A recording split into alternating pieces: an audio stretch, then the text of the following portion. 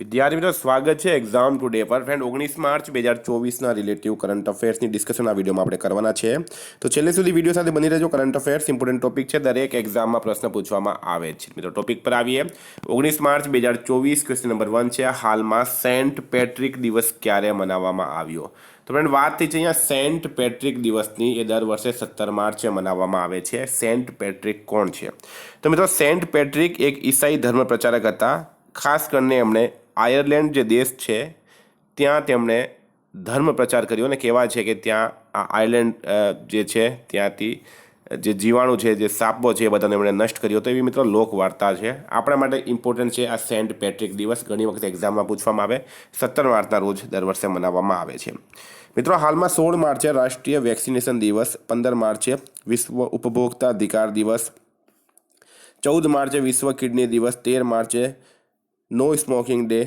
12 માર્ચે મોરિશસ દિવસ 11 માર્ચે વર્લ્ડ પ્લમ્બિંગ ડે તમામ દિવસ ઇમ્પોર્ટન્ટ છે યાદ રાખો હાલમાં ભારતના પહેલા ઇન્ડોર એથ્લેટિક્સ અને જલીય કેન્દ્રનું ઉદ્ઘાટન ક્યાં કરાયું તો ભારતના પ્રથમ ઇન્ડોર એથ્લેટિક્સ અને જલીય કેન્દ્રનું ઉદ્ઘાટન ક્યાં કરાયું છે ભુવનેશ્વર ખાતે બરાબર ભુવનેશ્વર ખાતે કરવામાં આવ્યું છે હાલમાં ભુવનેશ્વર મિત્રો ઓડિશાનું પાટનગર છે હાલમાં 37મી આફ્રિકન યુનિયન સમિટનું આયોજન ક્યાં કરાયું તો 37મી આફ્રિકન યુનિયન સમિટનું આયોજન મિત્રો એડિસ અબાબા ખાતે વેરી ઇમ્પોર્ટન્ટ સ્ટારમાં કરજો આ એડિસ અબાબા ખાતે 37મી આફ્રિકન યુનિયન સમિટનું આયોજન કરવામાં આવ્યું છે એશિયામાં ભારતના પૂર્વ સેના પ્રમુખનું નિધન થયું છે તેમનું નામ શું હતું તો મિત્રો લક્ષ્મી નારાયણ રામદાસ ભારતના પૂર્વ સેના પ્રમુખ છે લક્ષ્મી નારાયણ રામદાસ એમનું હાલમાં નિધન થયું છે આપણે એમને શ્રદ્ધાંજલિ આપીએ વિદ્યાર્થી મિત્રો specially Gujarat police constable PSI LRD માટે એક્ઝામ ટુડેનું લેટેસ્ટ એક વર્ષનું કરંટ અફેર્સ આમાં તમને અલગ અલગ ટોપિક વાઇઝ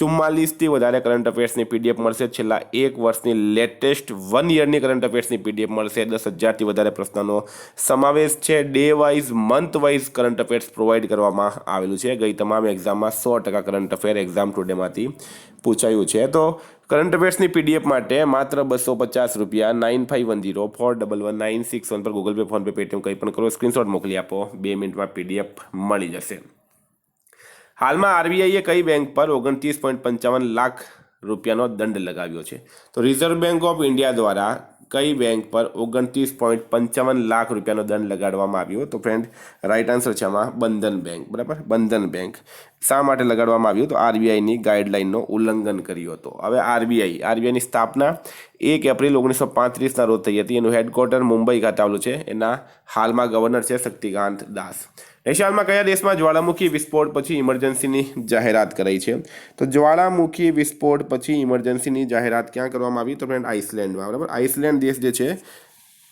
ત્યાં ભયંકર જ્વાળામુખી વિસ્ફોટ થયો છે એના પછી ઇમરજન્સી લગાવવામાં આવી હાલમાં ભારતની નુમાલીગઢ રિફાઇનરી લિમિટેડે કયા દેશમાં પોતાના પહેલા આંતરરાષ્ટ્રીય કાર્યાલયનું ઉદ્ઘાટન કર્યું છે તો ભારતની છે નુમાલીગઢ રિફાઇનરી લિમિટેડ એણે કયા દેશમાં પોતાના પહેલા આંતરરાષ્ટ્રીય કાર્યાલયનું ઉદ્ઘાટન કર્યું તો ફ્રેન્ડ રાઈટ આન્સર થશે બાંગ્લાદેશ બરાબર બાંગ્લાદેશમાં ફ્રેન્ડ બાંગ્લાદેશનું કેપિટલ છે ઢાકા કરન્સી છે ટકા બાંગ્લાદેશના પીએમ છે મિત્રો શેખ હસીના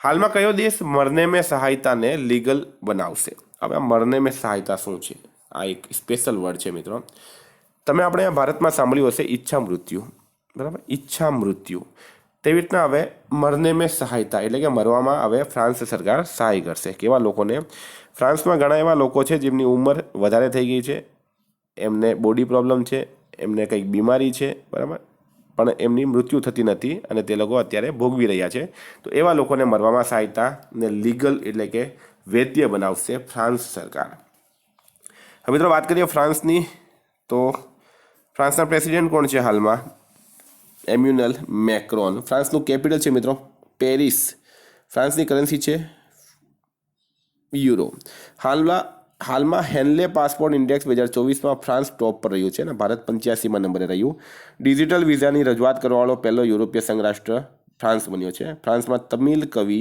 તિરુવલ્લુવરની પ્રતિમાનું હાલમાં ઉદ્ઘાટન કરાયું છે હાલમાં કયા મંત્રાલયે મેરા પહેલા વોટ અભિયાન શરૂ કર્યું? તો મેરા પહેલા વોટ અભિયાન કયા મંત્રાલયે શરૂ કર્યું? શિક્ષણ મંત્રાલય. તમને ખ્યાલ હશે હાલમાં ભારતની અંદર લોકસભાની ચૂંટણી છે. શિક્ષણ મંત્રાલયે ભારતીય ચૂંટણી પંચ સાથે મળીને યુવા વર્ગમાં ચૂંટણી પ્રત્યે જાગૃતતા ફેલાવવા મેરા પહેલા વોટ અભિયાન શરૂ કર્યું. હાલમાં ચૂંટણી આયોગે કોને રાષ્ટ્રીય દિવ્યાંગ આઇકોન જાહેર કર્યા? તો ચૂંટણી આયોગ દ્વારા કોને રાષ્ટ્રીય દિવ્યાંગ આઇકોન જાહેર કરાયા? શીતલ દેવીને. બરાબર, શીતલ દેવી એક દિવ્યાંગ તીરંદાજ ખેલાડી છે, એમને ચૂંટણી આયોગ દ્વારા રાષ્ટ્રીય દિવ્યાંગ આઇકોન હાલમાં જાહેર કરાયા છે. હાલમાં ભારત ઇટાલી સૈન્ય સહયોગ સમૂહની બેઠકનો 12મો સંસ્કરણ ક્યાં આયોજિત કરાયો? તો ભારત અને ઇટાલી સૈન્ય સહયોગ સમૂહની બેઠકનો 12મો સંસ્કરણ મિત્રો હાલમાં ન્યૂ દિલ્હી ખાતે આયોજિત કરાયું છે. હાલમાં કયા દેશે ટિકટોક પર પ્રતિબંધ લગાવવા માટે બિલ પાસ કર્યો? તો ટિકટોક પર પ્રતિબંધ ભારત ઓલરેડી લગાવી ચૂક્યું છે. હવે અમેરિકા પણ ટિકટોક પર પ્રતિબંધ લગાવશે. મિત્રો વાત કરીએ હવે ટિકટોક અને અમેરિકા. તો ભારતે મિત્રો ટિકટોક પર શા માટે પ્રતિબંધ લગાવ્યો હતો? કે ચીન એની જાસૂસી કરી રહ્યું છે. એક ચીની એપ છે આ ટિકટોક. હવે અમેરિકાને પણ આવો જ શક છે.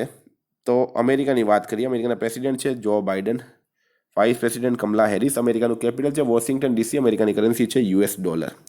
મિત્રો ભારત અમેરિકા વચ્ચે Cope India, Tiger Triumph, Vajra Prahar, Yudh અભ્યાસ આ 4 ડિફેન્સ એક્સરસાઇઝ થાય.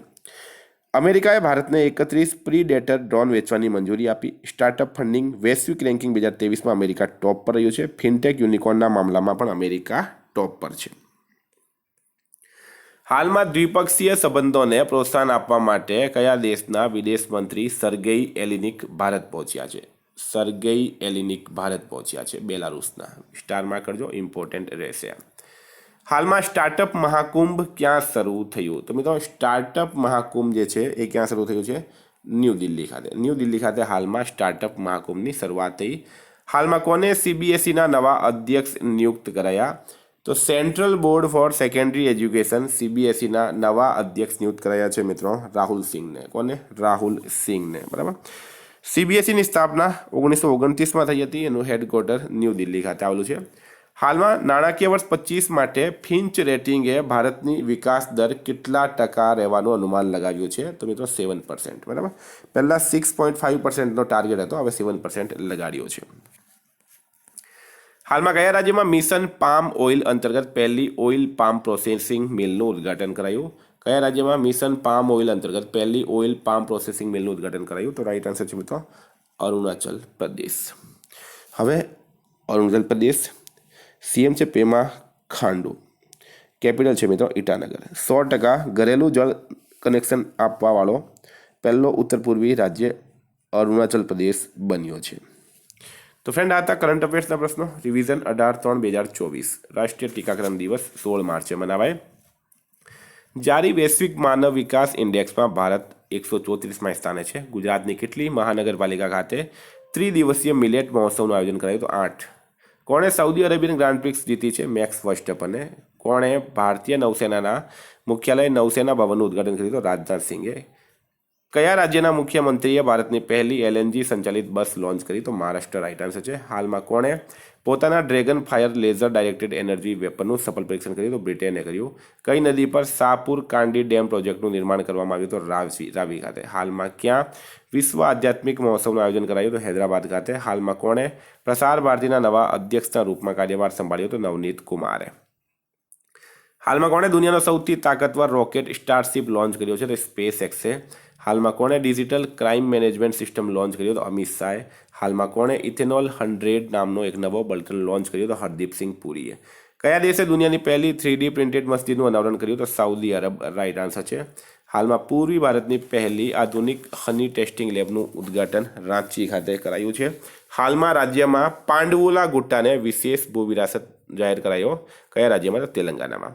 ફ્રેન્ડ હતા રિવિઝનના પ્રશ્નો. ગઈકાલે તમને પ્રશ્ન પૂછાયો હાલમાં કોણે રણજી ટ્રોફી 2024નો ખિતાબ જીત્યો? રાઈટ આન્સર હતું મુંબઈ. આજનો પ્રશ્ન છે હાલમાં કોને PV નરસિમ્હા રાવ મેમોરિયલ પુરસ્કાર મળ્યો? એનો જવાબ તમારે કમેન્ટ બોક્સમાં જણાવવાનું.